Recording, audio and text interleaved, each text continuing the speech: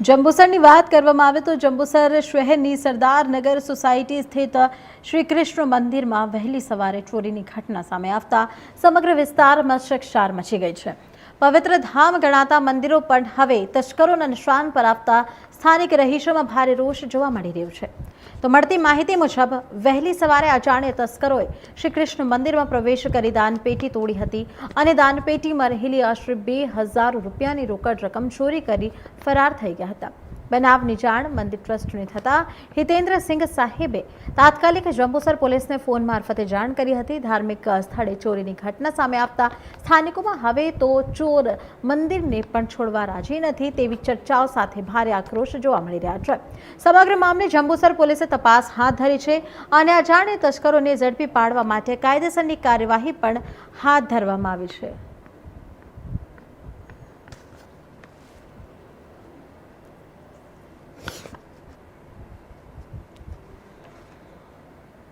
હું હિતેન્દ્રસિંહ ઠાકોર ગાયત્રીનગર સોસાયટીનો રહેવાસી છું અને આ કૃષ્ણ મંદિર 3-4 વર્ષ પહેલાં સોસાયટી પરિવાર અને લોક ભાગીદારીથી બધાએ બનાવેલું હતું અને વહેલી અહીંયા બધાના આરતીના વારા હોય છે એટલે વહેલી સવારે એક શાંતિલાલભાઈ ભાલિયા છે અમારા, એમનો વારો હતો આરતીનો, એટલે એમના પત્નીને બધા અહીંયા આવ્યા ત્યારે તાળું તૂટેલું હતું। ત્યાર પછી દાનપેટી જે છે એનું તાળું તૂટેલું હતું ને એમાં જે રકમ છે એ ચોર લોકો અહીંયાથી ચોરી ગયેલા છે।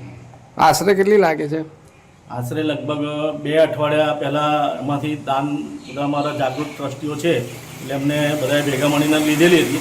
આ છેલ્લા 2 અઠવાડિયાથી જે રકમ આવેલી હોય એ સમથિંગ 3-4 હજાર રૂપિયા જેવી જે અહીંથી ગઈ હશે એવું કહી શકાય। તમે પોલીસને જાણ કરી? જી, અમે આ જે ઘટના બની એની માહિતી અમને મળી એટલે અમે પોલીસ સ્ટેશનમાં ટેલિફોનિક વાત કરેલી છે અને આગળની કાર્યવાહી થનાર છે।